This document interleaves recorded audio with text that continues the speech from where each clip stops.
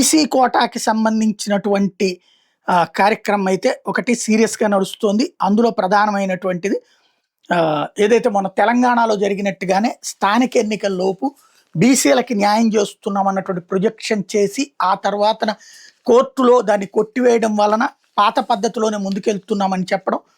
ఆ ఇంపాక్ట్‌తో అక్కడ ఇప్పుడు అత్యధికంగా మున్సిపాలిటీలు గెలుచుకున్నటువంటి ఇంపాక్ట్‌తో రాష్ట్రంలో కూడా ఇప్పుడు ఆ దిశగానే అడుగులు పడుతున్నాయి. ఓ సింగిల్ మెన్ కమిటీ వేయబోతున్నారు. ఈ కమిటీ కి సంబంధించినటువంటి నిర్ణయం తీసుకుంటున్నారు. డెడికేటెడ్ కమిషన్ అని ప్రకటిస్తున్నారు. రిటైర్డ్ ఐఏఎస్ అధికారి రాజీవ్ రంజన్ మిశ్రా అని ఇందుకు హెడ్గా పెడతారు. ఆ తర్వాతన ఇట్లాగా వాళ్ళు బీసీలకి చాలా అన్యాయం జరుగున్నది కాబట్టి వాళ్ళు రాజకీయంగా ఎదగడం కోసం ఇవ్వాలి వాళ్ళకి అన్నటువంటిది, వివక్ష జరిగింది అన్నటువంటిది ప్రొజెక్ట్ చేసుకొస్తారు. ఆ తర్వాత దాన్ని కోర్టులోకి పెట్టే దాని మీదన ప్రభుత్వం అవసరమైతే అసెంబ్లీలోనో లేకపోతే జీవోగానే ఇచ్చేస్తుంది 34% రిజర్వేషన్ అని.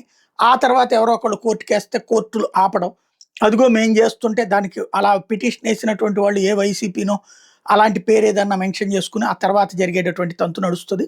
ఓవరాల్గా అయితే 50% రిజర్వేషన్లు పెంచడానికి వీల్లేదన్నది సుప్రీంకోర్టు తీర్పు, రాజ్యాంగ ధర్మాసనం తీర్పు.